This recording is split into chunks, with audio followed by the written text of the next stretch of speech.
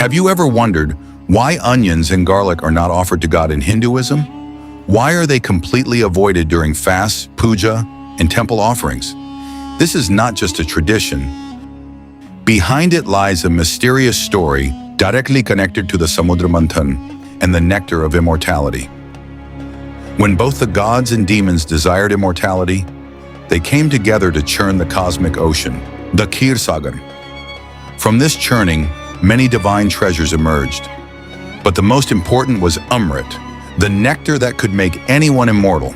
But the problem was, who would receive the nectar, the gods or the demons?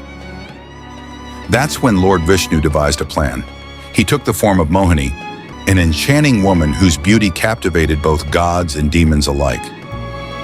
Mohini began distributing the nectar, but cleverly, she was giving it only to the gods. At that moment, two demons, Rahu and Ketu, secretly sat among the gods in disguise. As soon as the nectar touched their throats, Lord Vishnu recognized their deception. In a single instant, he used the Sudarshan Chakra to sever their heads from their bodies. But by then, it was too late. A few drops of nectar had already reached their throats. As a result, their heads became immortal. And even today, we know them as Rahu and Ketu.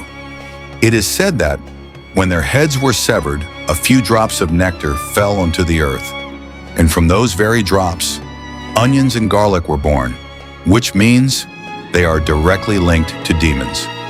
According to Hindu beliefs, although onions and garlic have medicinal benefits, they are considered impure because they are believed to have originated from the mouths of demons.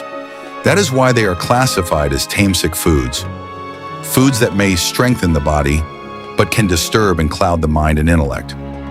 This is the reason why they are not used in worship, fasting, or temple offerings. So the next time you hear that onions and garlic are not offered to God, remember, this is not just a rule, but a belief rooted in an ancient and mysterious story. But the real question is this just a mythological tale? Or is there a deeper scientific and spiritual reason behind it? What do you think? Let me know in the comments.